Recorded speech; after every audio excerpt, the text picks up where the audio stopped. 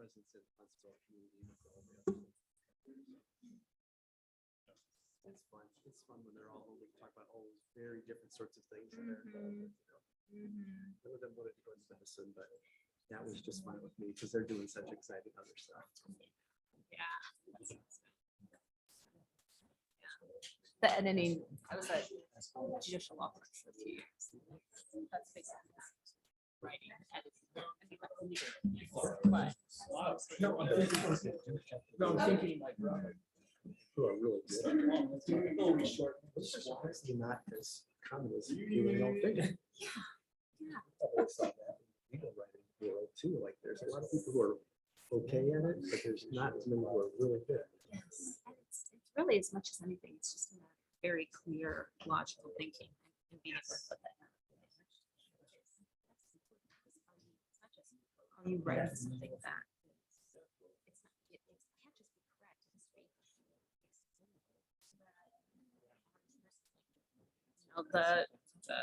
It has to be the inmate sitting in his prison cell who gets his appeal denied. We should be able to understand. She's not in the sciences and math like her sisters when she talks about these people need to learn how to apply themselves to like the style guide for this. Yes. It's kind of the same part of the brain. Like there are rules that need to be followed and everyone should follow those. I know. I've done that. Yeah, I've done some preparing that. So yeah, I've done a bunch of little side jobs over the years since I've been home with the kids. So, and yes, it does speak to this very like organized part of my brain. It's just it's like these are the rules, just apply them, and you get something that is. Ellen sees that too. She's the only one of our daughters who's married. That's what So, you yeah, can. she's got this nice corporate job. Hi, Michelle. Hi, Really how are you? special. Good, thank you. Good.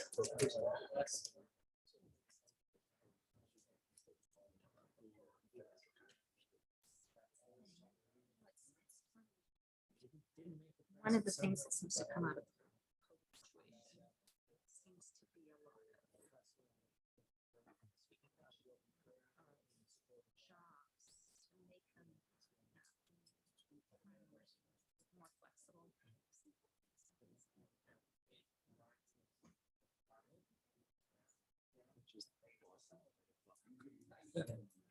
That's one of the things that we can do.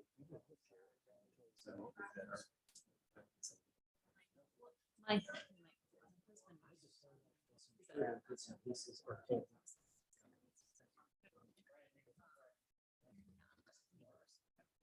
they're going to start like some flexibility in when you work hours.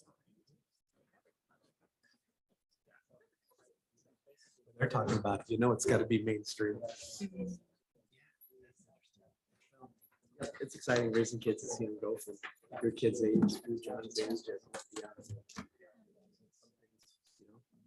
And then Ellen was a rule follower when she was 6, and she's definitely a rule follower with her style guide now. So it's the same sort of thing. sounds like me down to the name. Well, and it'll be more fun, and so get to see it all over again.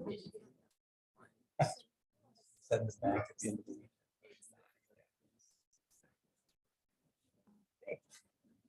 Hey, just catching up on some emails that have come in since I drove here from Notre Dame.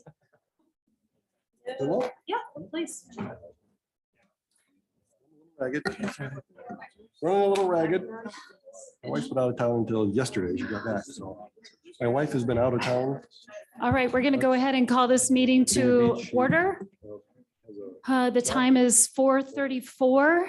And before we get started, there was a request on Zoom that when board members are speaking, if you could speak directly into the microphone so that all folks can hear us clearly. That probably, I know the 3 of you are sharing one microphone, so if it needs to move around, please do so, so that everybody can hear us.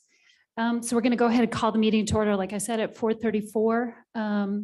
I'll take roll call from my left to my right. Michelle Migliori. Present. Ilana Kirsch. Jason Marker. Present. Ellen Rylander. Present. John Lynn. Present. And for the record, Jamie Shoemaker is absent due to a work commitment. And then, of course, we have Dr. Mark Fox and Dr. Bob Einters, and our board attorney, Marcel Levin, is here as well. We're going to move on to the adoption of the agenda. It's recommended that the Board of Health members adopt the agenda for the March 16th, 2022 meeting. Can I have a motion? So Motion to- moved. Second? Second. Thank you. I didn't make the original motion. I Oh, don't think. sorry, I thought you did. But I will make an original motion to approve the agenda, subject to adding, and maybe in the new business, a little discussion on board meeting decorum and also on meeting minutes and the process, just to talk about that a little bit. I'll second that. That's second. So now we go into discussion about that topic. Could you say more about that, John? Sure. On the board meeting decorum, it occurred to me after the last meeting that we've got a policy by which we instruct the public on how to address the board. And it's like, gee, do we have a policy on how staff should address the board? So I think it would be wise to get a written policy in place, just for clarity for all of our staff. The second item is just a little discussion on, I didn't really realize that Marcel was taking the minutes. And sure would be nice if our attorney was part of the conversation a little bit and had a chance to listen.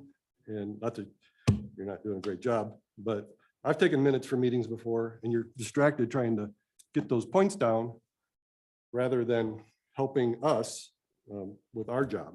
So I don't know, that's the discussion I'd like to have is there somebody else on staff that could take the minutes and Marcel approve them, or just something that might be a little more efficient and help maybe Marcel with his role here. Always taking the minutes. That's true. I mean, the tradition has been that the board attorney has always taken the minutes. So I suppose that's something we could talk about. May I'll offer an alternative. What if we move this discussion to the personnel committee? Would that be all right with you? That's 4 Board of Health members who would meet then to discuss this and then bring that back at a time, when that personnel committee had a chance to meet. So then they can bring that recommendation back. I'd rather not. I'd rather deal with it now. If the board doesn't want to, sure, vote the Okay. motion down. I'd be good, Okay. cool with that. Okay, I just think we need to get it on the record and over with. okay. Okay, please. But your purpose for the addition to the agenda is to have the discussion about how we go through Yeah. that process. Correct. Other discussion about the motion? So the motion on the table is to accept the agenda to add an agenda item under new business to discuss 2 things. One is the development of a new policy to for Department of Health behavior. Am I getting that correct? I want to make sure I'm stating that correct. Just decorum on Dec- how staff would addresses the board. Address the board. Just Okay. like we do for the public. Okay, and then the second one is, Again, just to discuss our meeting minute taking process. okay, And just talk about, is there a better way, such as maybe having staff or maybe somebody on Marcel's staff take the actual notes okay. to free up Marcel to. Thanks, John, for that clarification. So we have that motion on the table. So we will hear any further discussion.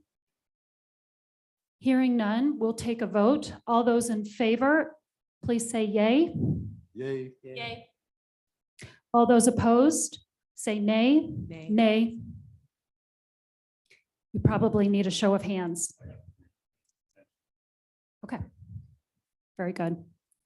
So the motion carries. We will add that to the agenda. Number 3 is approval of the minutes. It's recommended the Board of Health members approve the minutes of February 16, 2022. May I have a motion? Actually, I would like to move to make an adjustment, change to the minutes. May I? Can we have a motion to approve the minutes Oh, so I'm we can sorry. have then the discussion for what you're Wait a proposing? second. If we're approving the minutes, okay, I guess I need to be clear on what we're doing. Are we approving the minutes right now? Or are we having the opportunity to discuss changes that need to be made to the minutes before we approve them? The process is to get a motion to approve the meeting minutes. We have that motion, then we do a discussion, and then we do a vote. So during the discussion time, then you can make those. Oh, I see. Yep, Okay, thank okay, you. So motion to approve meeting minutes, So moved. second, Second. and now discussion. All right. So I realized after, and I know this is all foiable, so foiable. But we had a discussion earlier about changes being made to the minutes. Dr. Shoemaker in particular was concerned about changes being made to the minutes. And we discussed, and there was discussion about adding or replacing a portion of the minutes with just the actual transcript of what was said. And again, I just did this afternoon, and because I realized that what we need is the actual transcript. So I sat down and I actually just wrote out the transcript of about the 5 minutes that Dr. Shoemaker has in question. Now, and I have it with me. I have emailed everybody. I'm sorry for the lateness of it because I literally was doing it this afternoon. But again, given my background in law, transcript, the actual record of what was said is usually the most accurate thing that we can put on the written record about what was said. And so what I'd like to do is to move to replace the paragraph or add to, I suppose that we can just add to it, either add to or replace the paragraph describing Dr. Shoemaker's statements, starting with Dr. Shoemaker's statement stated that the principal of Penn High School said plans for snowball, and going on for the entirety of that paragraph, either replace it with a statement that we refer to the transcript, or include a statement at the end saying we add the written transcript, and then just add this on as an attachment, the written transcript. And obviously I am happy if somebody wants to go through the relevant, it's like a 5-minute block of time and make sure that everything that I wrote is as accurate as possible. I tried to be as accurate as possible. So that is like what I would like to offer. Other discussion? I guess I really want to understand, when I came to the Board of Health, I didn't realize we're going to get bogged down in so much minutia. And I guess I want to ask what the spirit of taking meeting minutes are, and also what the precedent has been set for meeting minutes. And I just feel like we're getting really bogged down in non-public health things that are taking us away from why we're here. I mean, maybe I'm mistaken that I really feel like this is taking away from what we're supposed to do, that we're supposed to be working towards public health. I thought that's what we do here.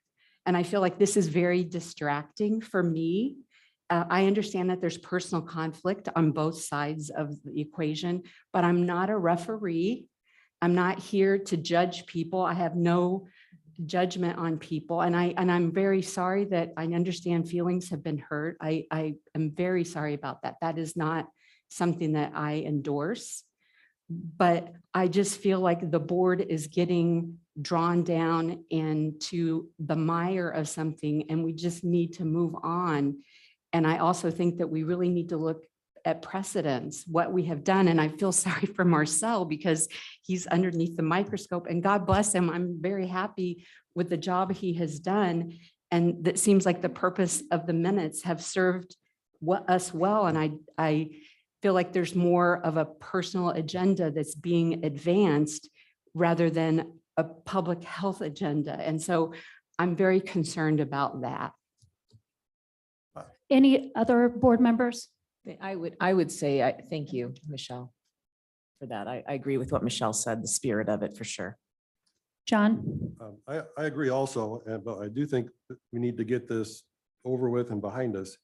And also relative to precedent, if a board member ever said, you know what, this was what I said, not that, it was just done.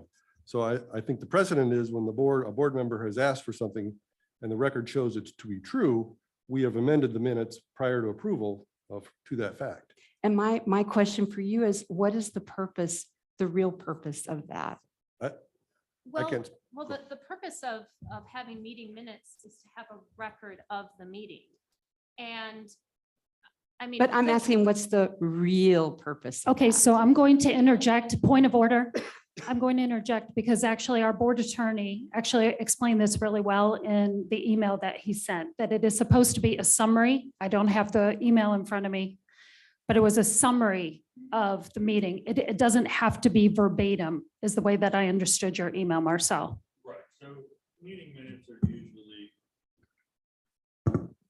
minutes are usually a record of the actions that were taken by the board so that folks can go back decades down the road and see what happened and maybe glean a little bit of color as to why it happened.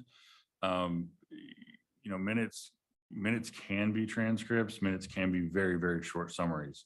That really is up to you guys, but the spirit of the minutes is to get what happened at the meeting down so that the public can review it and see what decisions you guys are making and why.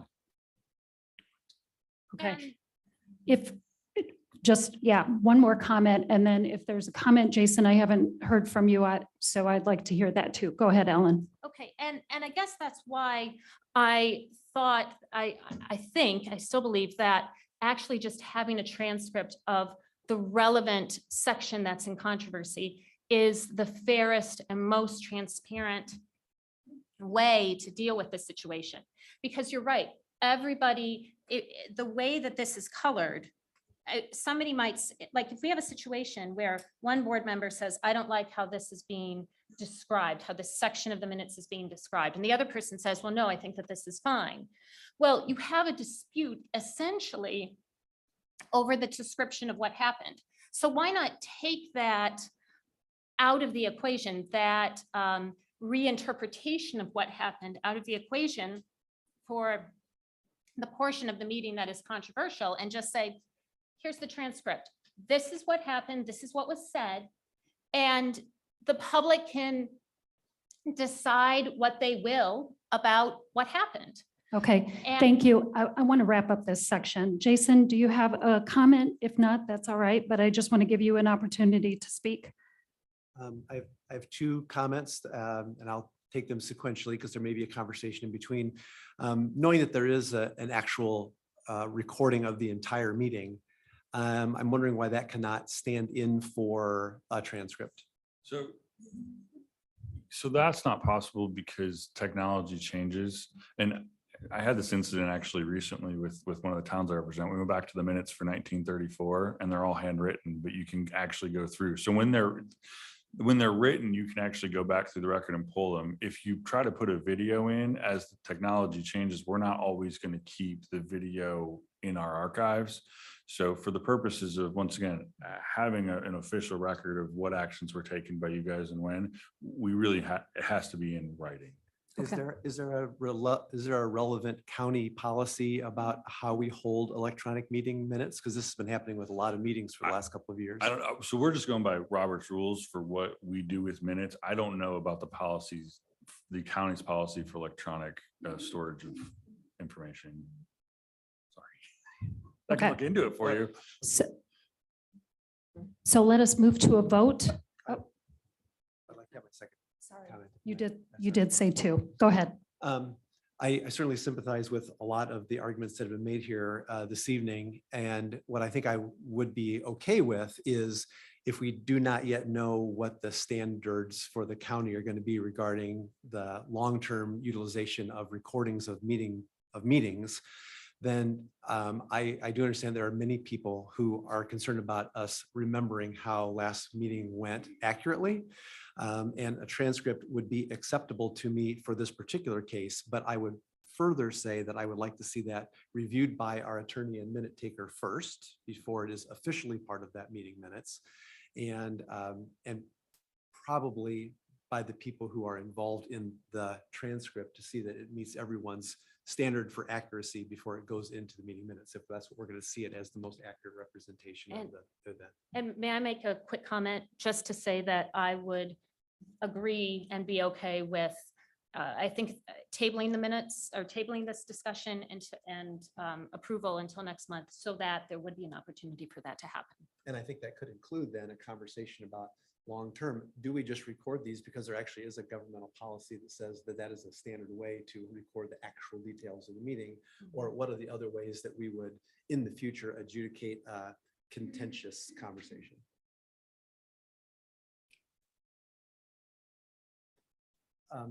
You had made a motion, I'm sorry. Oh. Right, I'm just gathering my thoughts. So you're tabling the motion to include the minutes in our approved minutes pending a review by the attorney. Yes, I believe that is what I am moving for. Okay. Madam President? Yeah. I think we have a standing motion with a second, so we either have to, Oh. you as a motion makers have to amend your motion, or we have to vote it down, Okay, I think, but Marcel can probably. You are correct. so we, need. I can't write this fast. I can't compute it this fast. So, so the motion is that we accept the meeting minutes as accepted, and that's it, right? Ooh. Yes, okay, Point of clarification. okay. I sort of think I heard Ellen amend her motion to table the approval of these meeting minutes pending the conversations between this meeting and the next. Right, so for clarification, where we're at is there was a motion to approve the minutes as they were, and there was a second. And then it was opened up for discussion. So what can happen is the original motion maker, who I believe Me. was, Me. okay, Dr. Kirsch, she can amend her motion. If not, she does not amend her motion, you will vote on it. You can vote it. You can vote it and then it stands. You can vote it down. And then if it's voted down, then Ellen could make her motion. And then if she gets a second, then that would be voted up or down. We have to respond to Ellen's motion before we even get to the primary motion. No, her motion Goes goes first. Really? Okay, I wouldn't have thought that either. And then there's a second motion on the table. Well, Right. her motion technically doesn't really stand until her motion is voted up or down. Okay. Okay. Doesn't make sense to me. So I guess the question is, Doctor, would you like to amend your motion? No. Okay, so I would like a vote on to accept the minutes as presented. to the Presented. board. All in All, favor? all in favor? Aye. Aye. Aye. All opposed? Nay. Okay, so that does not pass. We was split. There's no majority. So is there another motion to do with the minutes? I will move to, I believe, table the minutes until next meeting, pending a discussion on how to either incorporate a transcript or deal with the other issues that we have. Is that, you have to help me. So through is this. there, okay, so you're asking that the minutes be tabled until the transcript, I think this is more, Yes. quite frankly, is better place worded by Dr. Marker. We're gonna table the minutes until I can review the transcript to make sure that it matches up with the video. And then if I believe it does approve it, then we'll put it in for next meeting and then it'll be approved. Yes. And then we'll vote on it. Then And the we vote and the on it. Research about what, if is there a salient policy at the county level about how we manage the electronic recording of meetings, if those can stand. I mean, all that stuff I was talking about, like that needs to be researched, and I'm happy with that to go to you, and then it can come back along with these meeting minutes next month. Okay. That sounds fine. Yes, thank you.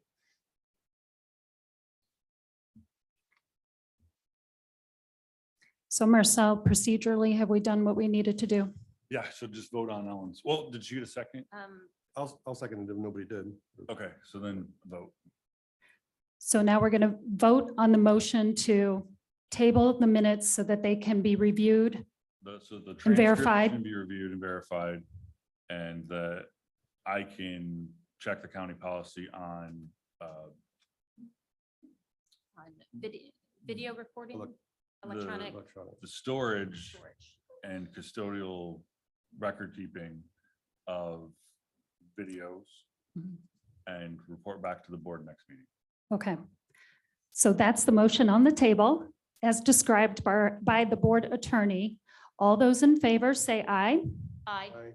All those opposed, nay. Is it 3-3 again? 3-3.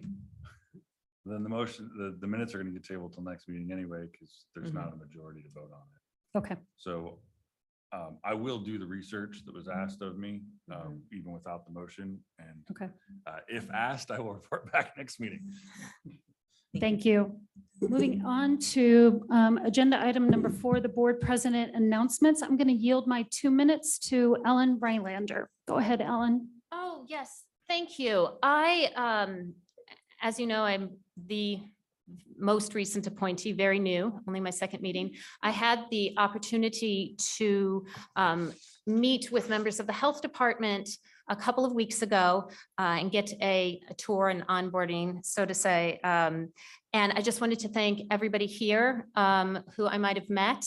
It was a very informative 3 afternoons. And I learned a lot. I learned a lot about things that I never thought I'd have long conversations about, like septic systems. But thank you. That is all I want to say. Thank you. I was very impressed by the professionalism and especially by the willingness of everybody to ask or answer or try to answer every single question that popped into my head, because I just wanted to talk and find out what people had to think and what they were doing and what different people in the health department do. So I appreciate it. Thank you very much. Thank you, Ellen. Moving on to agenda item number 5, that's the health officer's report. So I'll turn it over to Dr. Bob. Thanks so much, Heidi. Before I give the report, I would like to apologize to each of the members of the board for the row that occurred at the last meeting and for my participation in it. It will not happen again. On to the report. First, I would like to respond to your comments, Ellen, and just thank you on behalf of our team for taking the time to meet with everyone.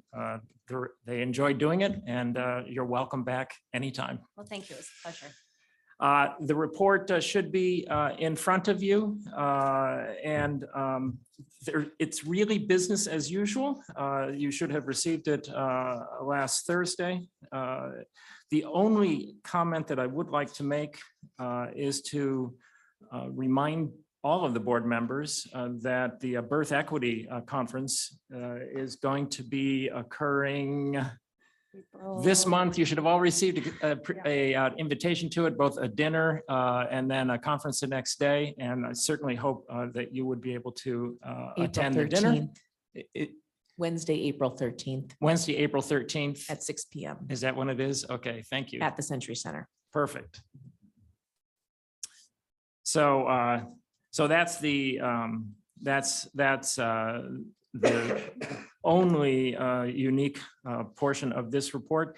I would also mention that I will be giving the COVID report this evening, in large part because there's really not much happening in COVID anymore. And so that's the good news. You would have received, I think, in your email today, the most recent COVID metrics, which show us predominantly in the, by our measures, yellow and green. By the state measures, we're in the blue, and the incidence of COVID gradually decreasing here over the last several weeks. And so that's good news. Specifically, 56% of the population vaccinated, 1.8% of the tests in the most recent 7-day period positive, and just 30 cases per 100,000 in the last 7 days. I would like to give a particular shout out to Dr. Fox for his really incredible stewardship of this county over the last 2 years. The role he has played in leading our county as we have fought this pandemic he's been simply astonishingly good. I've used the term brilliant over and over again in describing him, and it's been a real pleasure for me personally and for our entire department to have followed his lead. I would hope, I know that you also received an email today from Dr. Beidinger, from Heidi. That was a note from Mr. Laniski at PHM stating that Dr. Fox played no role in determining the capacity limits for the snowball dance or any other event in the PHM school district during the 21-22 school year. My hope is that this ends any further discussion about that matter, but I, of course, am willing, ready to respond to any questions relative to COVID or to any other matter that was reported in the health report that you have received. So thank you. Thank you. So we'll open up to the board. Does anybody have questions? Yeah, Michelle.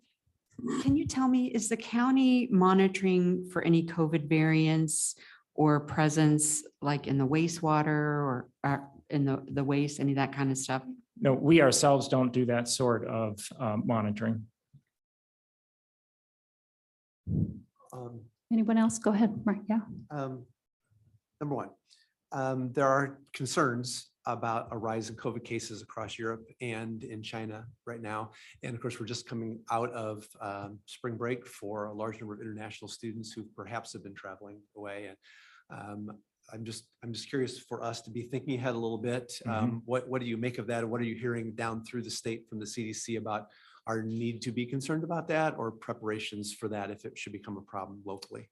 To be clear, I'm not usurping Dr. Fox's appropriate role as continuing to lead COVID. So for any questions that I don't have the correct answer for, I beg you to correct me. And my ignorance, I will not apologize for, since I am ignorant in some of these matters. In that particular matter, to follow up on what we were talking about, we ourselves don't do the testing of the variants. We, of course, meaning Mark and I and the state as a whole, CDC as a whole, are tracking variants as they do arise. We really follow at this point the lead of state and the CDC as they try to understand the nature of the variants. There is, of course, a categorization that is set internationally for how dangerous a particular variant, once it's detected, is thought to be.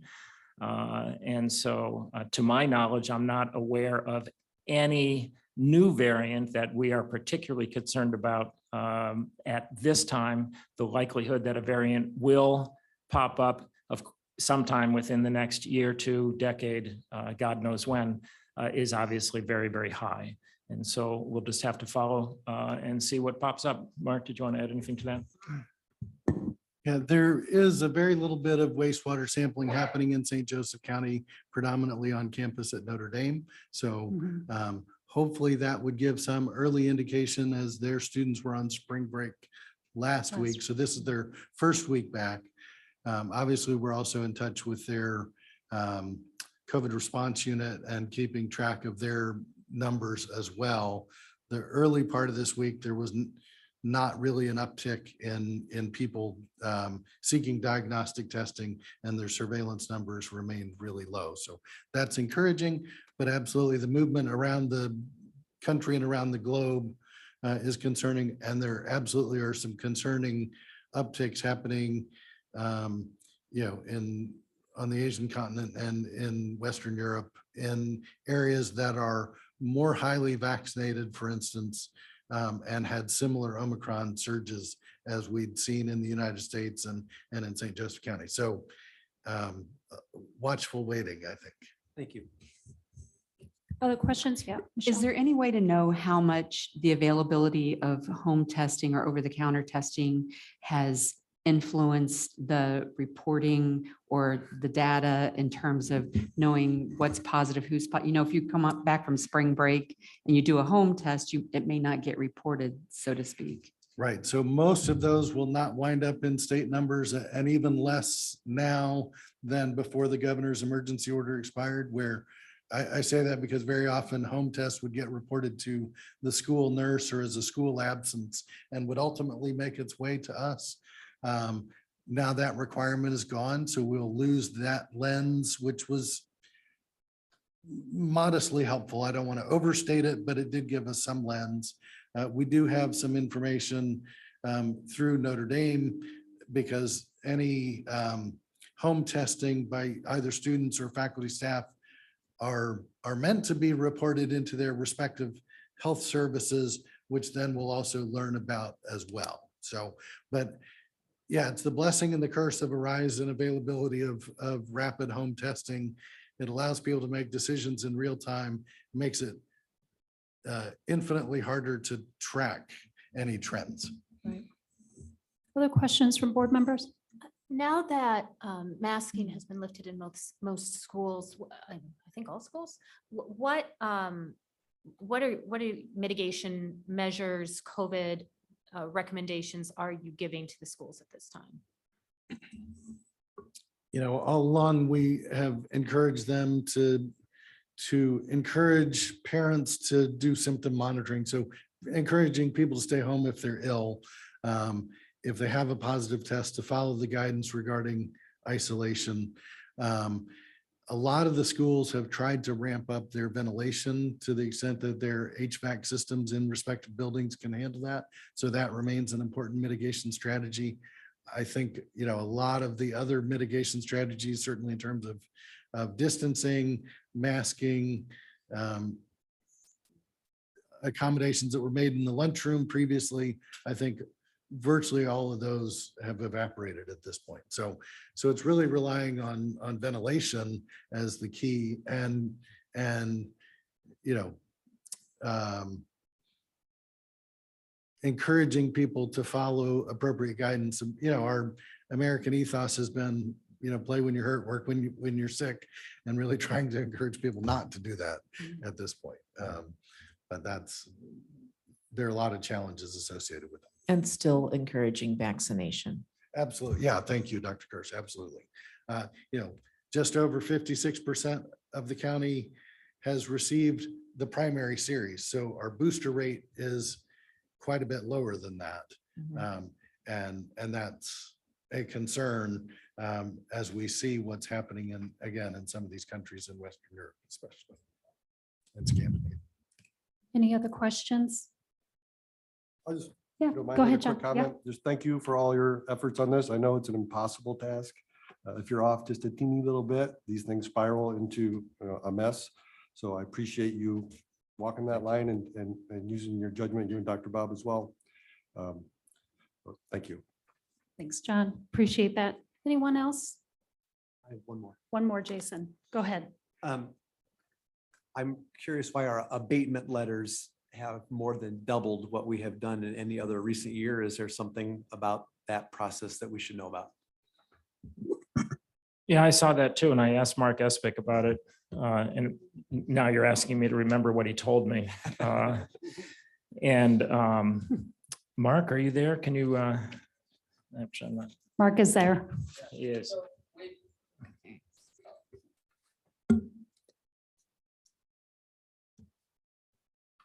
It was, is this on? Okay, so it was just a procedural change. We started enforcing tank lids a little more. It was sort of a safety hazard. And so a lot of the property transfer inspections that come back with a failed lid or a missing internal safety device, that's where the abatements are coming from. Pat Savinsky writes more abatements than anybody. He's pretty busy. Thank you.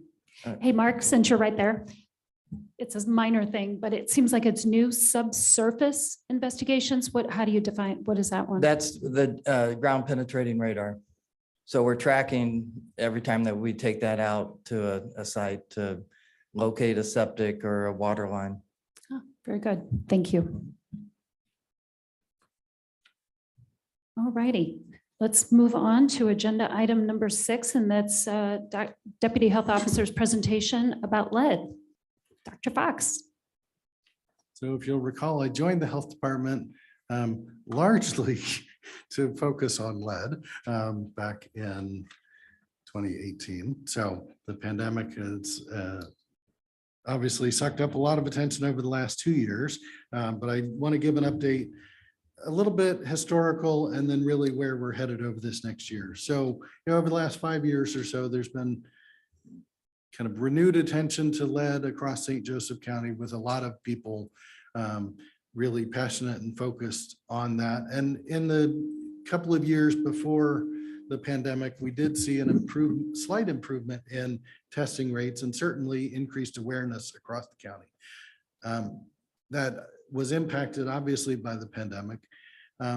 Just before COVID hit, we launched renewed our initiative that is labeled Lead Free by 3 is the title for our initiative in St. Joseph County. So, lead testing focuses on kids under age 7. Our goal really is to capture them by age 3 and intervene earlier by ensuring that kids get tested. And so to that end, I guess the other thing I would say, as we kind of are coming out of the crisis phase of the pandemic, we've used the lead fund to deploy community health workers focused on lead. With our CDC community health workers, they're also engaged in the lead space. So it's part of their educational outreach that they do. And with the departure of some public health nurses, we've really had to rethink how we structure our lead response. And so we're trying to work smarter, not harder. They continue to work hard, but really thinking about there is a relatively small proportion of elevated lead levels that require nursing expertise and training and licensure. And so really developing a team approach that incorporates disease intervention specialists, community health workers, the public health nurses, the rest of the HEED unit around data, as well as our environmental health unit for inspections and clearances. Lead is one of those problems that crosses a number of different units in our health department, runs the risk of falling right through all the cracks. So we're trying to tighten that net so that they don't fall through the cracks, but really trying to use our community health workers to raise awareness in the community and drive testing numbers up, including doing testing at community events. In the last year, we've launched a daycare initiative. So really trying to reach kids in the daycare age group, and particularly trying to develop relationships with some of the smaller home-based daycares where the risk may be the greatest. We've run into, a number of challenges with that, but that remains a focus for us. Also, we, over the last several years, have treated lead levels in the 5 to 9.9 range. We've offered the same array of services as are mandated for case monitoring of levels greater than 10. So we feel like we're well positioned when the threshold changes. So in July, the State Department of Health threshold for case management will drop from 10 to 5. So if you look at our report, that means the number of cases that will require management will go up at least 3 times. And the volume of confirmatory tests that are required, all of that will escalate. So again, there's a blessing and a curse. We've been trying to provide that array of services in that 5 to 9.9 range over the last year, but it's had really baby teeth to it because there's not a mandate. So we couldn't issue abatement orders and couldn't require it of people. So it was really offering it and people availed themselves of that service or not. Now it will fall under mandated activities under the state guidance. And so it increases the burden on us, but also in terms of trying to facilitate compliance, I'm hopeful that that will be helpful. Having said all that, we'll continue our focus on kids under 3, but one of our goals this year is to move upstream. And Dr. Kirsch, I need to talk to you about this because we really want to identify pregnant women and new families of newborns and identify the risk associated with the residents where they are and try to get a lead inspection or a lead screening kit. So the Notre Dame Lead Innovation Team has developed the home lead screening kit. We want to touch every newborn in St. Joseph County, identify if they live in an area that's at increased risk based on the age of the housing or other characteristics, and offer in that newborn period or in the prenatal period the opportunity to have the property screened or to have a lead risk assessment done in hopes that newborns in St. Joseph County, when they start to crawl and put their fist in their mouth, there's no lead for them to encounter. So that's our goal. It's an ambitious goal. We've had good response from the health systems about their willingness to engage with us in that space. Want to talk with the people who provide prenatal care. So looking at you, I don't know how much you do in your office, but these two, but really thinking about how we can touch all those. You know, there are, give or take, 350 births in St. Joseph County every month. Our goal, you know, you look at our testing numbers, they've dropped admittedly during the pandemic. I think the highest in the pre-pandemic period was in the high 400s or 500 in a few months. Our goal is to test 700 kids a month. So that the cohort of 1 and 2 year olds, the 350 kids every month who were born a year or 2 years ago, we would like to capture those 700 kids. And if we could do that and test the right kids, our goal is 700 tests a month. Now, that's overshooting, and I'll admit that, but it gives us our target that we're aiming for. Some of these kids living in newer houses, if we knew that children's healthcare providers were doing accurate, reliable, consistent screening at every visit, and we screened out the kids in houses built in the 2000s, you know, we're not going to worry as much about them. If we knew we had robust screening, that number who need to be tested will drop. But for right now, the expectation is that everyone should be tested at age 1 and 2.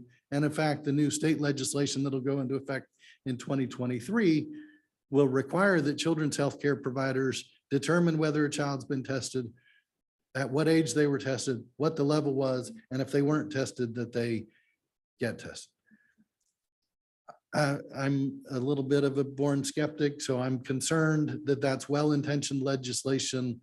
It's not clear what the teeth are to ensure that that happens. I think it will generate a report card, but until that report card is tied to reimbursement, I'm skeptical that behavior will change very quickly. Implementation of guidelines takes 4 years plus.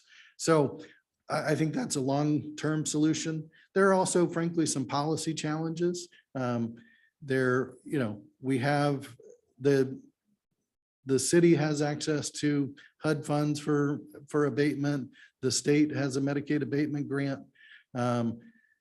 Even if those were fully utilized, it would barely scratch the surface of the work that needs to be done. So we shouldn't presume that that will solve our problem. So we also have to be creative about how we adopt and facilitate the implementation of interim control strategies pending full remediation.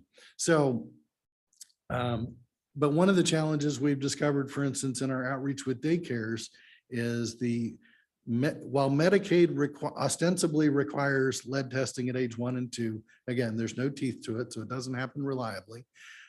But also the Medicaid managed care entities require a prior authorization for something that Medicaid requires. So at a policy level, I would have loved to have seen that addressed in the new state legislation to say, this is required and no prior authorization is needed. That would have been a helpful supplement to that legislation.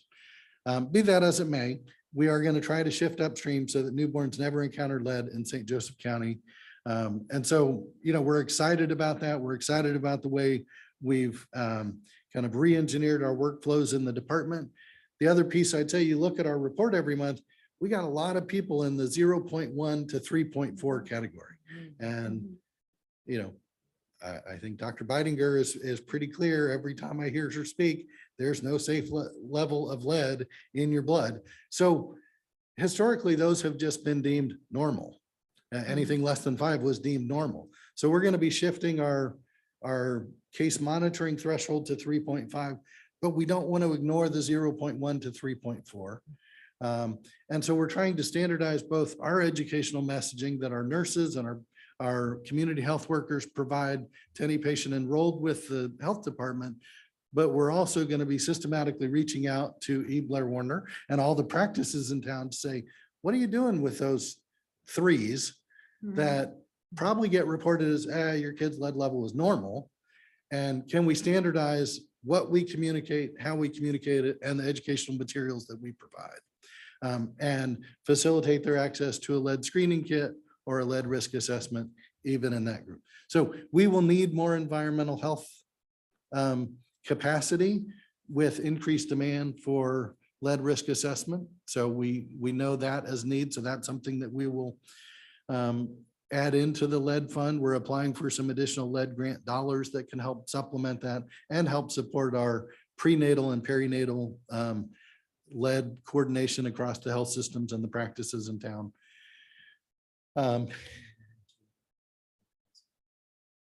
Oh, right. So the technological solutions, I think, are also worth noting. So one is, as our community health workers and the HEED unit have begun using REDCap for a lot of their documentation and things, we're doing the social needs assessment for everyone in the immunization clinic and at their community events and in other settings. So that identifies a variety of social needs that people may have. But our data analyst, our new data analyst, Peter Duffy, has also developed the lead case management and monitoring kind of interview worksheet in REDCap. So it's accessible to all the members of that team who can see every patient touch. And he learned about lead, I think, about 12 hours before he built this, and it's phenomenal. I mean, if he had like a day, I'd love to see what he could do. It's extraordinarily well done. It will improve communication and timely follow-up, I think. The other is, as we move forward with the Athena EMR, there is the ability to launch campaigns from Athena. So whether it's an annual flu campaign or a reminder that, hey, it's time for your 4-month immunizations, and hey, it's almost your birthday. Dr. Bob says, happy birthday, and come get your immunizations and get your lead test. So certainly for patients who are enrolled with the health department, we can launch that through Athena. We're also trying to work with the health systems to see whether their EMR solution has that capacity. Most of them do, or if there's a way that we can collaborate so that, again, every 1-year-old in the county gets a birthday card from Dr. Bob that says, hey, go get your lead test. It's a birthday card from me, but it's a little rattle. That's a fox rattle. That's. Very good. So that's kind of some things on the horizon as we move forward in 22 and 23, but there are some lead funds available with the drop-in threshold from the State Department of Health. Many counties across the state don't have the same kind of resources in terms of environmental health specialists to do lead risk assessment or for the case management. So they are making some additional funds available that we'll apply for to help augment the things that we already have in place. So I'd be happy to respond to any questions. Entertain some that you have. questions. First, I want to say super exciting. I know COVID derailed us, and so I'm excited about that. And I did write down, you said 700 lead tests per month. Is that right? So I've if we think about a birth cohort of 350 people Right. each month, then a year from now, they're going to be 1-year-old, and 2 years from now, That's they'll be right. 2-year-old. So, you know, we talk about numbers every month, but it's like, is that good or bad? We historically have thought about it. How did we do compared to the month before or year to date compared to a year ago? Now we know we're aiming for 700. It's like whatever the thing at the fair where you're trying to hit the thing and have it go all the way up. We want it to go all the way to the top, but honestly, if we get to 600, you know, that's, Yep. we know what we're. We know targeting. what, we know, 221. yeah, But we know where we need to go. But to be fair, we're really going to target we know where the houses are that were built before 1978. So these are the areas that we particularly need to target. And so that brings the numbers down fairly significantly from 700. But so I appreciate, I'm not sure why you said you're a skeptic of saying 700. Perhaps I'm super skeptic, but it would be nice if we could get the high, it's 80% of the high lead Right. area. Thank you. All right. I know there are questions. Alana, go ahead. Obviously, I'm very interested in this whole idea of capturing people while they're pregnant and educating them about lead. So my first question was about the age of the house, which is 1978, when after that, there's no more lead paint. Can you give me the specific areas of town? I know like the near northwest side is a problem, but what other areas of town or what zip codes, or is there like a list of zip codes that I could just very easily at the first OB visit, ask, just look at their address and just see if they're in that zip code? Yeah, the State Department of Health publishes a heat map that shows the areas at higher risk. We're working, Cassie and her team are working with the GIS folks with the county to be able to geolocate any address. So your patient lives at whatever address, and to know whether that's one, we could triangulate it with the building department, so we could know the age of the residents or know if it's in an area that is considered at high risk. And so that it would help you identify those people at high risk, as well as then the questionnaire that you would ask about, recent immigration or hobbies or employment. And Right. so we're trying to also build a screening questionnaire that, would help identify the pregnant individuals who are at increased risk. Okay, and my second question is, if you are an adult living in a house that has lead paint in it, presumably there would be lead detectable in your blood, and that could be a marker. Could that be a marker for, is that something that you predict we would ever be testing for in pregnant patients? There's no recommendation for universal testing of pregnant individuals, even in communities that are high risk, so we don't recommend it. It's not universally helpful. in South Bend, for instance. Uh-huh. And I don't know of data that actually correlates a lead level in an adult with exposures or the risk in children. I see, okay. That's a good research question for a summer intern. Dr. Marker, did you have a question? Yes, I see that our annual allotment of additional funds for lead initiatives has dropped into our budget now, so we can use that. I anticipate that in quarters 3 and 4 of this year, when those guidelines change, we can use that up a little bit faster, but there's a lot of money there. When I think about, there may be inherent limitations to the amount of human resources who you can find to spend that money on, but you've brought up several things that could use some funding to be able to be more successful with this. One I want to ask a question about specifically is, you are well aware of the big backlog on point of care testing kits that are available. So most offices are not able to test to be a supporter of the work that your department will do. Can any of these funds that we have available be used to leverage a different type of testing, or to get through the backlog on the testing kits that we all have machines that we are unable to use at the moment? Yeah, that's a great question. Certainly the point of care debacle has been a challenge.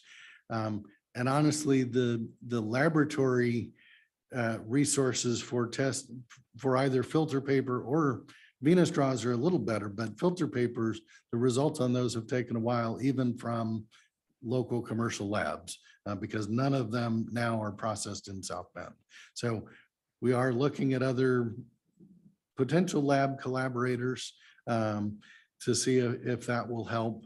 But yeah, our community health workers, the intent was for them to use the point of care testing out in the field as well. And so hopefully that backlog will be resolved at some point, but I don't know. Other than filter paper, we are trying to increase our use of venous testing, because it just means, especially where we believe that there's increased risk, because it's just the one test and doesn't require confirmation. Certainly, if you have a backdoor access to the availability to purchase new point of care testing, you'd find a lot of customers in town who'd be happy to help you with that. All right, duly noted. Other questions from board members? Yes, Alan, go ahead. Actually, I have two questions. First of all, I was just curious to clarify how in South Bend, am I correct in thinking that the pipes in South Bend, we don't have a situation like in Berrien County or in Flint where you're not getting lead through the water in Correct. most circumstances, maybe Correct. like an old house here or there. But so in St. Joe County, how are, it's specifically like little kids getting like dust or paint chips or things because, you know, they're two and they put everything in their mouth and, And from bare soil, okay, which is why the mulch effort that will happen in another couple weeks is important, covering up bare soil so that kids playing in the dirt don't encounter lead and ingest it that way. okay. So I guess I guess this is just for my own education, but is part of the reason why the focus is on little children, is it because little kids are the ones who are most likely to do the things that in our county would cause us to get lead in our blood systems? Or is it because of the developmental issues or? Both and, yes. Both and, okay. Yeah, Okay. that they're more likely to accidentally ingest just through normal toddler behaviors and the impact on a developing nervous system. Okay, okay. And I guess that leads me to one additional question, which I thought of, which is probably just a complicated question, but what do you do about pregnant women with young children who are transient?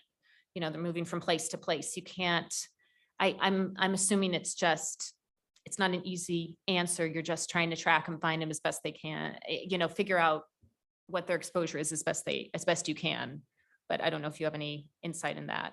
Right, that's a great question. So in the work we're trying to develop around prenatal and perinatal screening, part of it is focused on kind of their intended housing plans. You know, Yeah. do you live in a house that you intend to stay in a year from now? You know, all else being equal. So we know we only have one residence to worry about, as opposed to people who might need to move for whatever reason frequently. That poses a much greater challenge, both for tracking, but also then for identifying and remediating any risk. Yeah. And I guess this is kind of an unrelated yet still lead question, which is, you mentioned, I think at some point, like the mandates changing. So I guess I just want clarity. So there was state legislation that was just passed, right? A new law that's going to go into Mhm. effect? The new And law will that- go into effect Okay. in January of 23. Mhm. And that's legislation that, at least to summarize, requires that children's healthcare providers determine if a kid's been tested for lead, at what age, what the level was, and if they can't do that, then to Okay. test them. But it's the State Department of Health is frankly a couple years behind. That, you know, the CDC and AAP have encouraged using a threshold of 5 for case management for several years. The state has been slower to adopt that because there weren't adequate resources across the state to be able to handle that increased volume, because a lot of counties don't have the lead risk assessor and other personnel to be able to respond to an increased caseload. Okay, so are they just now adopting new administrative rules? So that, to- yeah. Okay, got so- it. That's, So the that's what I was curious administrative about. guidance on that changes effective July of 22. And what is the new threshold for intervention? So case management will begin at levels 5 and above. And then 3.5 to 5 will be case monitoring.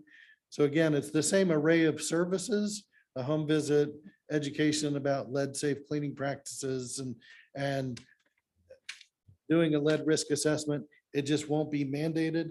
And so especially through the pandemic, a lot of people were reluctant to have other people in their home, Yeah. you know, for an hour or more to do the lead risk assessment and things. So that's always a tricky population, which is why the Notre Dame lead screening kit can be really helpful, because if that's positive, then we know we've got to get in and do a formal lead risk assessment and go from there. Okay, So, I was just curious to know who's doing what at the state level. Thank Yeah. you. Any final question? And I hope I captured it correctly. So it's confusing. There are a lot of moving parts. Thanks, Mark, for the update. And it's more than an update, it's substantive. So we appreciate the work on that because I know there are a lot of people in the room who are contributing to that. Let's move to the next agenda item and invite Amy up to the podium so we can hear Amy's financial report. Yes, I decided to do a different approach this year to my spotlight. Go ahead and go to the next slide. The first slide is just going to be a brief description of the duties that I, as a finance manager and administrator, do on a daily basis. These haven't changed much over the years besides the other duties as assigned by Bob and Mark. That does change quite a bit. So that's just a brief description of what I do regularly. Next slide. This slide is not included in your packet. After Jennifer sent the packet out, I thought this would be a good piece to have in so you can visually see all of the funds that our department has and how they are broken down by the units that have received that funding. So the first one, all units, which is our taxing budget, our fee and tax budget, as well as our trust fund, can be used by all units. And that is a total of $4 million. The next one is COVID grants that we received. We received 4 different COVID grants, and this is just as of this year. We've had grants in the past in 2020 and 2021. That does not take that into account. This is current grants that we have related to COVID. That is at I can't tell if that's 1.8 or 1.8, almost $1.9 million. I did want to mention between the first two, the all units and the COVID, I am in the process where it was just approved by county council. The funds that we received from the reimbursement for doing the vaccine, the COVID vaccine, that has to be moved from the COVID fund to the local health fund, the fee and tax budget. So that would flip if this presentation were to happen next month. Those funds would have been put into all units because it can be used for anything. There are no restrictions on those funds that we do receive. We still have only received 1 round of reimbursement for that. I have put a message out to Shirley Payne.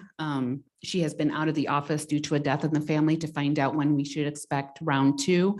Round 1, we did receive over $766,000 for administering COVID vaccine. The next one is going to be environmental health. They received donations for their vector program. HEED has 5 different grants. The one that has the most generated the most revenue is going to be the CDC grant, which was $914,000. We are getting ready to plan for year 2. Hope has 7 grants at $308,000. Nursing has 2. And public health emergency preparedness has 1 that we're getting to renew for another $25,000. Down at the bottom, it tells you how much we have in grants that were awarded to us, that dollar amount. The amount down below, the 7.9 does not include any fund balances. So if we add in fund balances for those 2 funds listed down there, it of course does increase our allotment of funds that we have available across all units, depending on what grant that unit covers. Next slide. And then this just breaks down each fund, which you do receive monthly in the financials. What I did here is put what the current balance is of the fund, and then what either the grant award is, or for the first one, oh, I missed my 2. $3.9 million was our budget for 2022. Our current fund balance is 1.9. If we do receive all of the funding that we expect for tax revenue as well as fee revenue, compared to what our budgeted amount is, we would have to use around $804,000 of our fund balance to break even. I do not expect having to use or spend every dollar that we have budgeted for 2022, but if that were the case, we would have to dip into our fund balance. The next one we have is a donations. This covers the birth equity. Oh my gosh, that Sally's doing. Conference. Conference, Thank yeah. you. Thank you. These are donations that she's receiving to cover that conference on top of what we received from the Indiana Minority Health Coalition to have Dr. Joya join us for that conference. Countywide lead initiative, as Dr. Marker mentioned, we did receive our $200,000 for this year, bringing the total to $600,000 available for the countywide lead initiative. Next slide. Femur program, although the Femur, this specific grant has ended, we still do have donations available that we received from Memorial and Trinity to continue Femur efforts. The Health Immunization COAG grant, our grant award amount is $173,000. Right now, I am waiting for reimbursement from state, so that fund balance is in the negative. Any of the fund balances that are in the negative is because it's a reimbursement grant. I have to spend the money and then seek reimbursement from the State Department of Health or CDC grant, whoever has issued the grant. Public health emergency preparedness. We are getting ready, as I mentioned, to start phase 2 of that for another $25,000. Next slide. Health COVID vaccinations. This is our main COVID fund that we have outside of our insurance reimbursement. It's at $554,000. We are funding some of our staff members out of that position. Our immunization outreach coordinator is currently funded through this. So we do have to either incorporate her into our regular budget. We could use the funds from the medical reimbursement or the vaccine reimbursement. Health CHWs for COVID. That is our CDC grant that HEED has. Actually, I did receive that reimbursement last week, so we are at 0 for that fund right now. For the Health COVID Crisis COAG, that is funds that we received from the State Department of Health to work with the schools regarding COVID. That is deliverable based. So each time we complete a deliverable, and there are 4 of them, we will get $137,500 deposited to us to use. The University of Notre Dame COVID reimbursement. The state really just used us as a pass-through to the University of Notre Dame when they did testing last year. They had a contract with, I believe it was Levy Restaurants to provide food for them. So that was, state required us to sign the contract and disperse the money to Levy Restaurants. The Local Health Services Grant, that is a grant that we get each year from the State Department of Health. It is based on St. Joe County population. That is currently at $65,000. We did receive our first deposit for that. So we should be receiving the other half of the $72,672 probably around August time to get that to the full amount of the award. Same thing with the Health Trust Fund. We've received half of the $93,000 and that's already incorporated into the $272,000 balance that we have for that fund. Cooking Healthy Program. This is a donation-based program that Hope uses to do healthy cooking demonstrations. The Health Vector Program is the program for environmental health. They currently have $11,000 left in their grant. We did successfully add them to our regular tax and revenue budget for 2022. So they do have $25,000 available through that fund that is used first before he decides to use this, so he has funds available. The Health National Birth Equity, that is a HOPE grant, where they partnered with Louisiana Foundation for Louisiana to do a health birth equity assessment. And we just pay that out to them per the contract that was signed for that report. Fund 9164, this is the one I mentioned earlier that we are going to shift to our Fund 1159, which is our regular tax and fee budget. We had received $766,000. We have used some of that. So right now the balance of that is $735,000. The Beacon Safety Pin Grant, that is another HOPE grant used for the Femur program. That is at $12,510 is the grant award. And we just received notice that that grant was extended because it is set to expire at the end of March. And we did get an extension on that, so it will not expire at the end of March. Health Trailblazer Planning Grant, that is a HEED grant for $4,029. We actually receive those funds upfront, which doesn't happen often. Usually it's either deliverable based or reimbursement. So we do have those funds available to use. The safety pin grant is the new Femur grant for the HOPE program through the State Department of Health. That is at $176,000 for the grant award. And we haven't spent much of it because I am actually still waiting for a PO from the State Department of Health to be able to even send for reimbursement. And this became effective October 1st. So there's quite a bit of a delay in getting that all tied up nicely. The Health CHW Safety Pin Grant, that's a newer one where we are going to put CHWs out in the community to help with the infant mortality rate. And that's a combination between HEAT and HOPE working together. These two grants are not on your list. These were new ones that we just received final signature on. One for nursing is the Health TB Elimination Grant. That is at $46,000. And the Fund 9170 is a HEAD grant that was received through Nacho, and I can't remember what Space Cat stands for.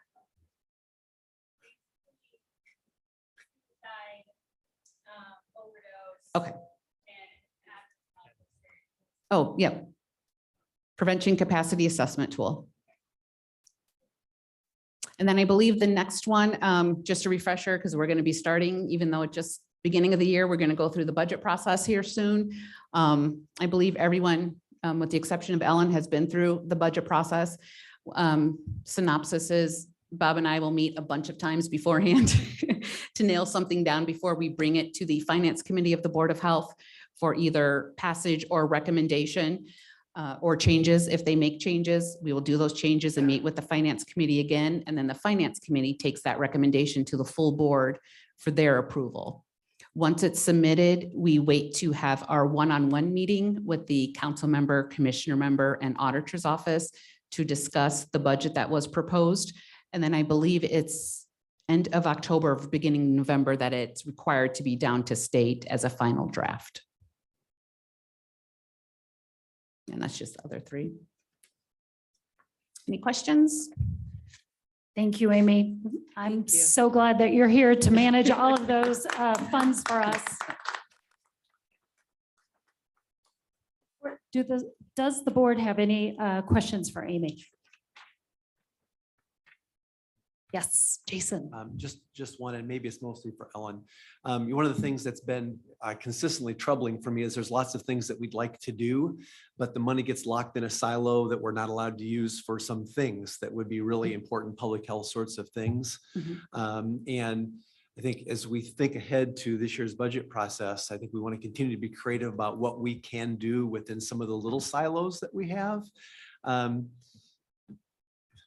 Can you just say a sentence or two about how challenging it is to transfer funds from one area to another, even within the general health budget, notwithstanding if we wanted to do something more with it that happens to fall outside of some very tight restricted gates? Right. The funds that we would have available that would be available to have, I guess, be like discretionary funds would be the Health Trust Fund, which we do get from state based on our population each year.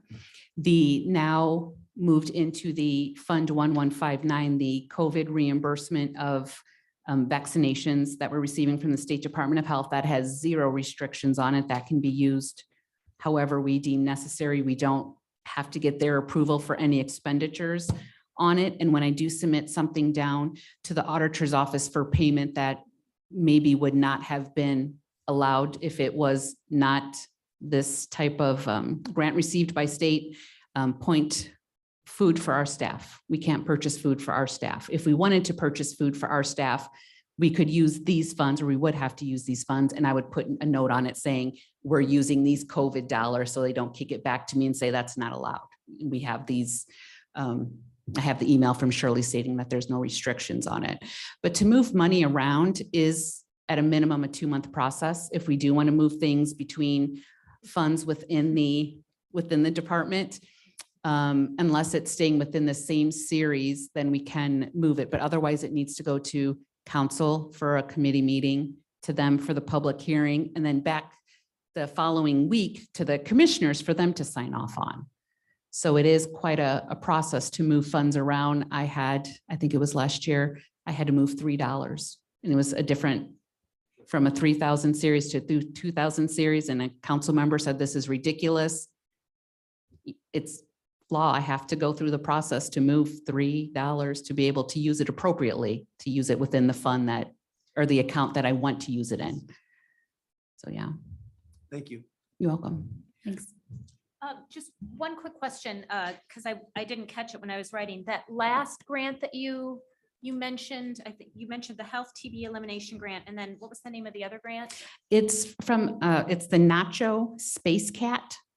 It's for the heat unit. It's just what you think. Okay, but it's, Yeah, NACHO I- stands for the National Association of City and Council National Health Organizations, I believe. okay. And what does Space Cat stand for? That stands for, I actually had that. That'll give me a better idea. of what it National does. Association of County and City Health Officials. Okay. And Space Cat stands for Suicide, Overdose, and Adverse Childhood Experiences Okay. Prevention Capacity Assessment Tool. So if I could, Heidi, Yes, respond. yes. So Ellen, one of the things that we have tried to focus on over the last couple of years, and a program that we've initiated is a program to try to prevent adverse childhood experiences, or ACEs. I don't know if you met with Frank Spacia or not in your visit. If not, he'd be a good person to meet with. Frank was one of the fellows from Notre Dame. There are 3 fellows from Notre Dame who have been embedded within our department and are here for 2 years, funded by Notre Dame, but reporting directly to Cassie White. They each have their own areas of interest, and Frank's focus is on preventing adverse childhood experiences. Okay. Preventing adverse childhood experiences in and of itself is a good. I think we would all agree with that, and I'll recognize that immediately, that it improves the health of the individual, family, county, community. But since the 1990s, definitive research has been emerging to show that adverse childhood experiences actually impact the physiology and the chemistry of the brain, and do that on a long-term basis. So you actually change the wiring within the brain. This is new science. We don't understand, we hardly understand brain physiology and chemistry like we'd like to, but this impact of adverse childhood experiences clearly does show up then in adulthood. And so what we find is that, for example, adverse childhood experiences are correlated with the incidence and prevalence of non-communicable diseases such as heart disease, diabetes, obesity, mental illness, et cetera, in adulthood. So the notion here is that by trying to address and understand adverse childhood experiences, trying to prevent them in childhood will in fact 10, 20, 30, 40, 50, 60 years down the line, improve the health of the community by reducing a number of these chronic diseases. It is, if you will, relatively cutting edge for a health department to engage in this space. It will become much, much more common, I would predict, in the future. But this is something that Frank and Cassie White have spearheaded and have done a terrific job so far. There's much to be learned. It's a lifetime's worth of work. We obviously looking at generational change. Okay, thank you. Thank you. John, you had a question for Amy? Yeah, real quick, you mentioned the fund balance, the 1159 is gonna go down 800 or 900,000. That's all budgeted, right? So that's all, we're still within budget. It's just the normal process of that fund dropping. For the deficit of $804,000? Yeah. Right. We budgeted that, right? We budgeted, our budget was approved for the $3.5 million, I believe it was. Between what the auditor's office is anticipating our tax revenue to be, plus what we anticipate our fee revenue to be, we would be short $804,000 from breaking even between what our full budget is and what our tax and fee revenue is for the year. So we would then dip into our fund balance. Is that anticipated? Oh, in fact, we're doing much better than what we thought would happen 2 years ago. 2 years ago, we were looking at having zero fund balance by the end of this upcoming year. And so we're really doing quite well in that regard. But it again speaks to the challenges that we do have, the need to continue to pursue extramural funding and the help that everyone on the board can provide in speaking to the elected officials of the need to continue to support the Department of Health. And Thanks, Amy, very much. Thank you. So moving on to our next agenda item is, I believe, where did it go? Yes, appointment of Ellen Rylander to a committee. Marcel, I'm going to need a point of order for this one in terms of the procedure for this. The board member who left late last fall leaves an opening on the Personnel Committee. Can we go ahead and offer that to Ellen to serve on the Personnel Committee? Okay. That would be fine. Do I have to Okay. do anything, say anything specifically to accept or just say? That's what. Okay. All right. May I have a motion then to appoint Ellen Rylander to the Personnel Committee? So moved. Second? Second. Thank you. Any discussion?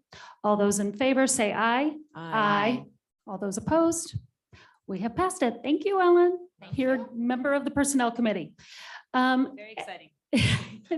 So as part of our opening, we had a motion where we added an agenda item, correct, Marcel? We added a new item under new business. Would you be so kind as to read back what that new agenda, how that new agenda item is described? Because I did not properly write it down, and I'm going to now.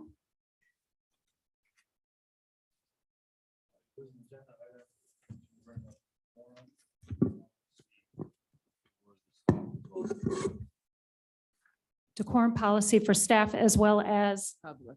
as well as public. Okay. Was there a two-parter or was it just a one-parter? Just one One. policy. One. That's my understanding. Yes. Okay, so this is a new agenda item under new business, and I'm going to ask John. I know you already gave some explanation. Perhaps you could just restate your intention with this item. And real briefly, I think just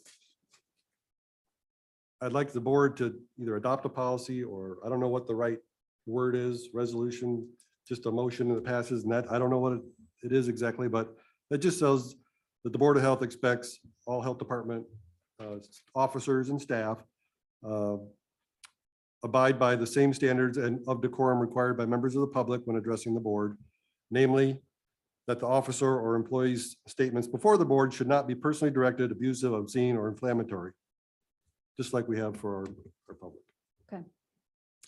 Other discussion from other board members? Michelle, go ahead. If we're going to do that, I think we should include the board members too. I think everybody should be included with that. Everybody should treat each other respectfully and not have personal assaults. Wholeheartedly agree. Legally, I don't know, the president resides over the board, but the board, we're all equal. So, I don't know if we can do that, if we can. We have different mechanisms, I think, for the board to censure each other. If somebody gets out of line, a motion to censure or motion to whatever, I don't even, way over my head here, but. Yeah. Maybe we can. Marcel, you want to, yeah. Yeah, right. He's correct. You guys are on board.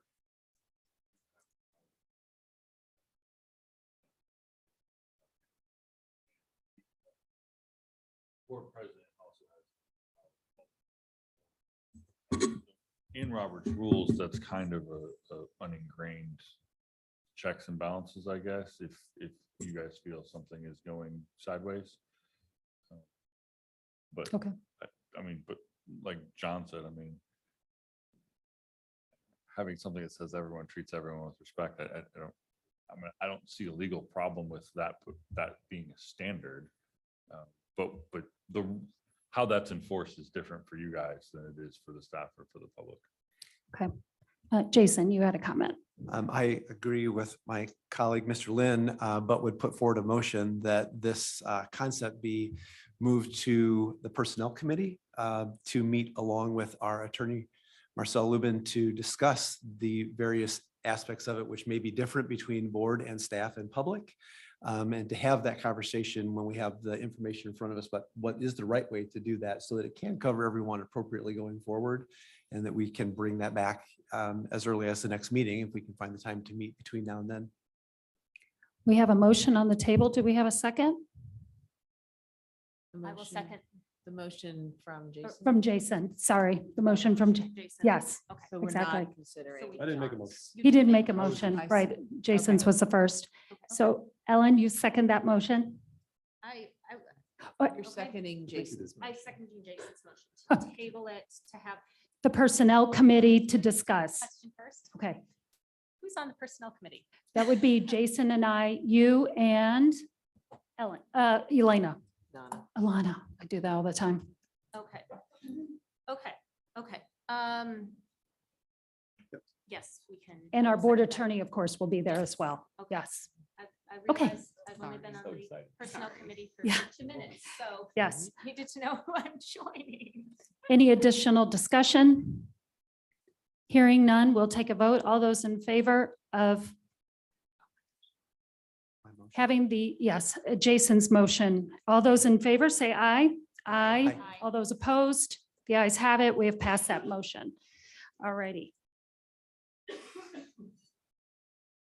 Okay, so moving on to old business, we have none. We're moving on to board notifications. We have had a hiring in the HEED unit. There's been an administrative assistant that was hired in early of February, Amy Shenick. So welcome to Amy. And moving on to public comment section, I think, Madam President, yes, please. when I made my motion to amend the agenda, I also added, I think, an item to talk about meeting minutes and the process. That's what I, Is that- remember I said was a one-parter or a two-parter? Oh, I'm sorry, no, that's 2 parts. There was also a motion to amend so that the minutes be done by staff instead of the attorney. All right, so That's what I this, wrote down. I don't think that was verbatim. okay, so the second part was, Just a discussion amongst the board of how minutes should be handled, what the process is, maybe get Dr. Bob and Marcel's input. Although I think your motion to approve the minutes, I think also addressed that. So maybe it's done. go ahead, Jason. Yeah, in my intention in the conversation earlier about even just the specific transcript item from the last meeting, inherent in that was the idea that there would need to be a conversation about exactly the second point that you brought up in that conversation that we will have about that specific case. But I'd like to include a general conversation about it as we deal with that. Therefore, I think your second area may have been addressed if you believe it's satisfactorily been addressed in the first motion that we had earlier. I do. I think, yeah. Okay, I'll just say, most of the other public boards and even that I'm on, the secretary is not the attorney. And there's somebody else that's doing the minutes, and the attorney is doing his or her thing. Just throw that out there. okay. Is that all captured properly, Marcel? Oh, I got the thumbs up, so that's awesome. All right, so we are moving on then to the public comment section. If you are on Zoom and you wish to speak, please put your name and your city in the chat section, and then we will call you in the order in which it appears. And we have a clipboard here in the auditorium or in our boardroom here. And if there are any names there, Jenny, do we have anything on the clipboard? Okay, so we have none on the clipboard. Jenny, would you be so kind as to look at the chat to see if we have anybody who would like to speak for public comment? Okay, thank you. Sheila Nitskotsky, you have 3 minutes and you can go ahead and get started. Thank you. Sheila Nizgotsky, 4942 Scenic Drive. I just wanted to first thank Dr. Fox for his presentation on lead and the initiative that the health department is taking. It's wonderful to see all of the work that they're doing in the community to identify potential lead with our children. I would also like to take a moment to talk about the Notre Dame Lead Innovation Kit. I have been working with the city of South Bend and their lead program to help do some further outreach in the community to inform people about the dangers of lead, living in a home before 1978. If you have children that are 6 years of age or younger, how important it is to get your home tested. That kit is, we call it a preliminary test kit to help identify if there's a problem, into which there is, then it goes to the health department, and then you guys take it over from there.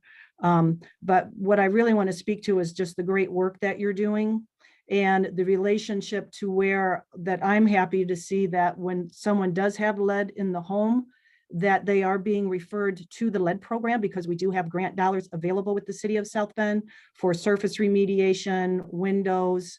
And so we're trying to do everything we can to get that word out so that the people that we do have living in a home with lead and have young children in that home, that they have resources for that remediation process. So the work that the health department is doing is wonderful. Casey White, I have to say, she is wonderful as well. I've been run across her a few different times in different meetings. And I'm just so happy to see the initiative that you are all taking to help identify potential lead poisoning with our children. It's so important that we get that messaging out. And I just want you all to know that I've been working my hardest on my end through the lead program. They've done a lot of updates to the website, communications with the public in different meetings, and those lead screening kits are really a critical key for us to help identify that potentially. So thank you. And I just wanted to make sure that you all knew that I appreciate so much the work that you're doing for our community. Thank you, City Councilwoman Nitzgotsky, and for making the time to come to our meeting this evening. Much appreciated. Absolutely. you. Thank you. Jenny, who do we have next? Kathy Schuth, you can go ahead. You have 3 minutes. Thank you. My name is Kathy Schuth. I live at 911 Leland Avenue, but I'm also executive director at Near Northwest neighborhood, which is at 1007 Portage Avenue. And I'm speaking both as a resident and really as the director of the NNN. When we found out in 2017 that over a 10-year period, over 30% of the children in our neighborhood were tested for lead had tested with elevated levels. We really knew that the community had to pull together on this. And I want to say the increase in response and creativity and support and partnership from the health department has been tremendous and noted.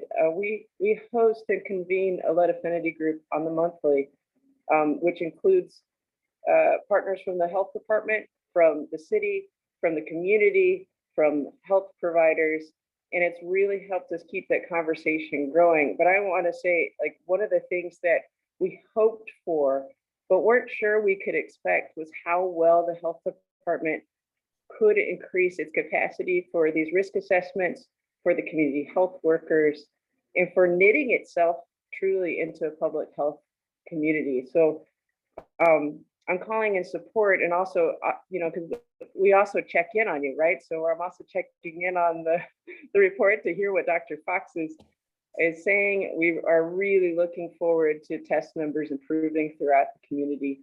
And we're hard on the city too, actually. We check in on them monthly, at least, on their lead resources, grants, and trying to hold kind of our community accountable for this.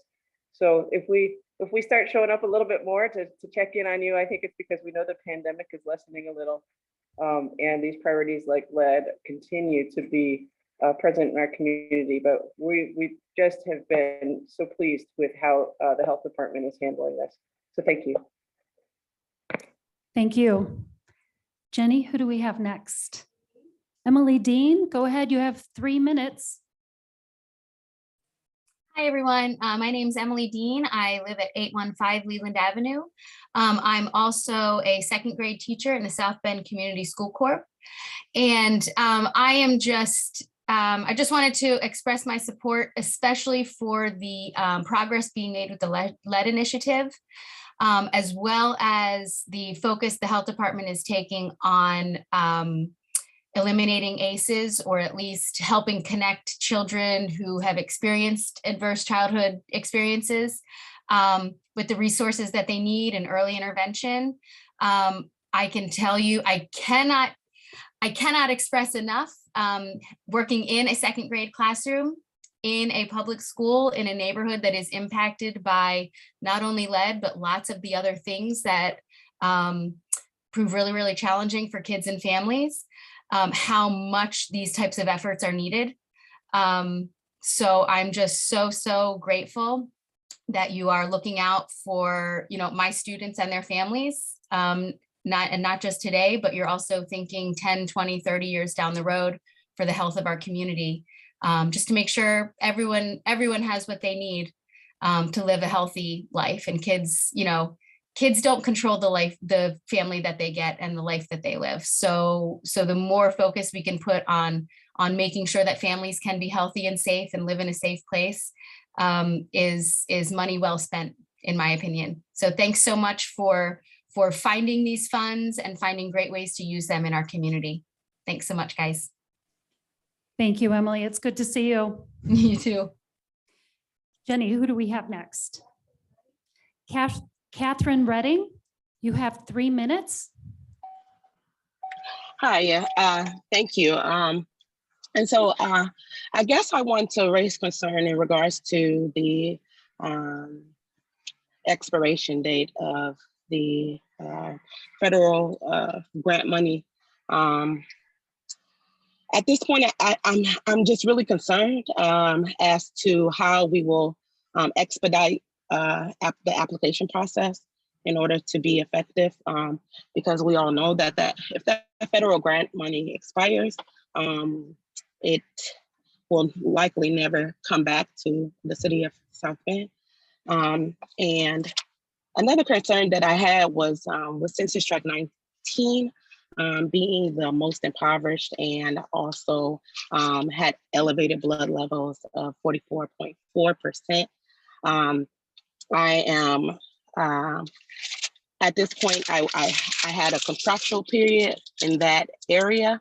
And I think that the outreach is very limited in that area, with it being the headed out of 9 census tracts having the most elevated lead levels in that area. The outreach component has ceased to exist after my contractual period in that area. And I'm just concerned about the follow-up with the families that were tested, the houses with the lead kits that were tested in that area. A lot of those, I know that maybe 4 or 5 of those houses came back with elevated blood levels, and the follow-up hasn't existed with the families that were affected most prevalently with lead exposure. And I also wanted to know, my question is, with new state legislation coming down the pipeline in 2023, just wanted to know if mandating lead testing, and I know that Dr. Fox was saying that there's roughly 350 children born in South Bend. Is that going to be a component of mandated lead testing? Yeah, I guess that's pretty much all that I need to ask, but my concerns are definitely with the infrastructure of the application process and allowing those funds to be utilized before the expiration of the funds in September of 22. So yeah, thank you. Thank you. Catherine, as a point of information, perhaps the specifics on the items that are related to lead could be addressed with health department personnel They will be able to give you updates on that. Regarding the HUD monies that reside with the city of South Bend, the St. Joe County Health Department and Board of Health have no fiduciary responsibilities with regard to that. So that concludes our public comment. I'm sorry, Jenny, was that our last person? Yes, okay. That concludes our public comment. So our next meeting is April 20th at 4:30 and we stand adjourned. Thanks, everybody.